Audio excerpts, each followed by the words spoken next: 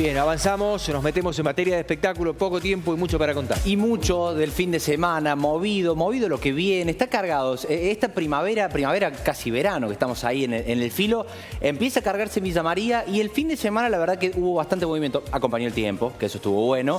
Y de hecho arrancábamos el pasado viernes cuando dábamos la agenda, se estaba dando uno de los eventos más importantes, que fue la Noche de los Museos, que tuvo mucho movimiento. Me parece que la expectativa es que hubiera más gente en los museos, más allá de que tuvo buena circulación en algunos, en otros por allí estuvo un poquito más tranquilo. Fue una noche particularmente fresca.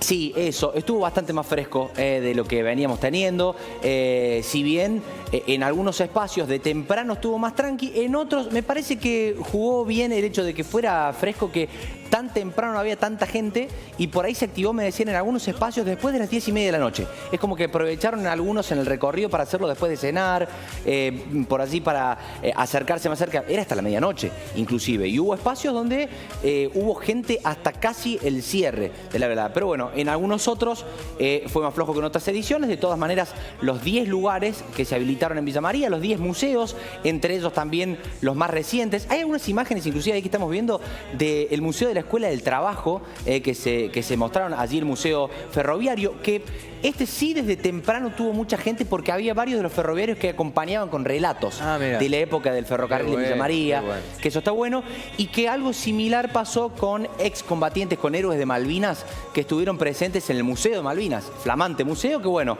es el más nuevo que tiene Villa María y bueno, que se dio en consonancia con lo que pasó en toda la provincia. Claro, la época, los trenes todavía pasan por Villa María, pero fue la época en donde Villa María directamente era un lugar referencial para arreglar los trenes, los vagones, había lugares especiales en donde se hacían muchas tareas que luego lamentablemente se perdieron. Tal cual, y que de hecho el lugar donde está el museo es ahí muy cerquita de donde eran los talleres, por ejemplo, de los trenes y demás. Así que bueno, el referencial también fue marcado en lo que pasó en provincia, inclusive en Córdoba, tenemos por allí también un video, en Córdoba, en toda la provincia, mucha gente. Creo que lo de las noches de los museos inclusive fue parte del anuncio que se hizo. La intención es desdoblarlo y generarlo con actividades en esto de la movida nocturna de espacios como museos, que no sean solamente museos, sino galerías, lo que decíamos, por ejemplo, que se habían sumado clubes, que haya espacios culturales, que esto de extenderlo hasta medianoche, madrugada, se haga en otro momento del año y no solamente en una oportunidad y en octubre. Pero bueno, por lo menos en lo que fue esta edición fue exitoso. Así estamos viendo algunas imágenes también de lo que pasó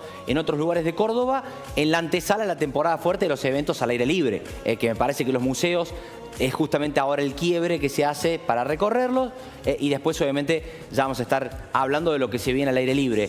Fue parte de lo del fin de semana, que tuvo también un espacio que no se habilitó como museo como tal porque tenía su evento particular, que era la usina cultural en Villa María y referencial con justamente la figura de Bonino, hablando específicamente de la ciudad. Ahí estamos viendo en imágenes, había gente inclusive hasta en el balcón de arriba de la usina para ver, porque era la obra de Juan Pablo Amante, acompañado por otros actores, pero que referenciaba a vida y obra justamente de Bonino. Recordamos que tiene el nombre, allí la sala del Espacio Inca, en el Centro Cultural, sino total en la usina.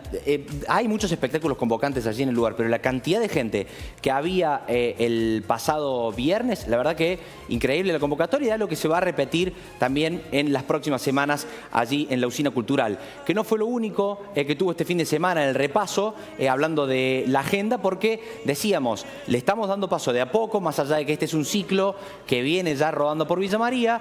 En la Costanera volvió a haber música.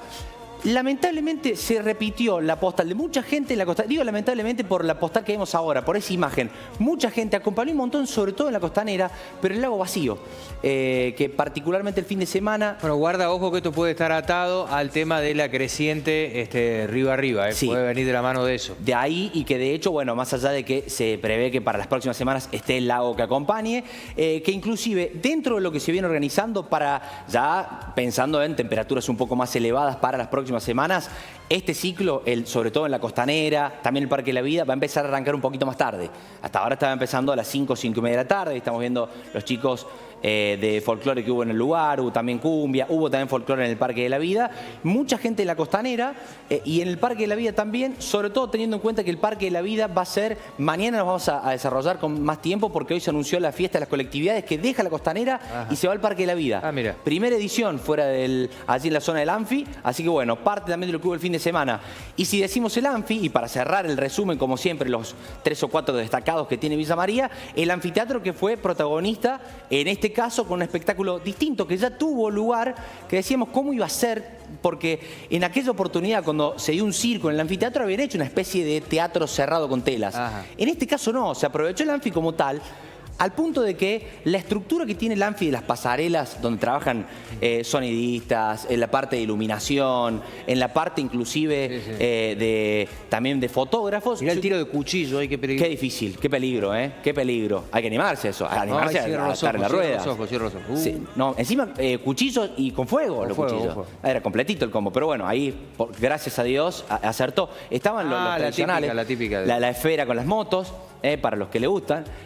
También, y usaron, que eso es lo que más llamó la atención, la estructura, hablando del Circo Rodas, la estructura de la pasarela de casi al borde del techo del Anfi, para hacer acrobacias ahí. En esa altura, obviamente, con arneses, con las colchonetas correspondientes, pero se utilizó todo el Anfi, digamos, en cuanto a la extensión, en cuanto a la estructura en sí. Mucha gente, de hecho... ¿Hubo gente? Sí. Hubo gente. Viernes un poco más flojo. Me parece que el viernes complicaba un poco el horario, era muy cerca de la salida de, sobre todo, horario laboral.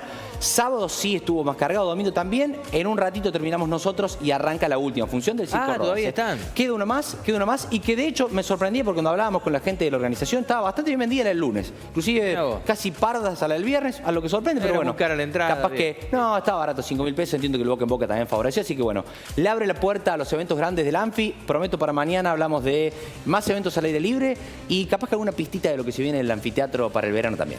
Pausa, ya venimos.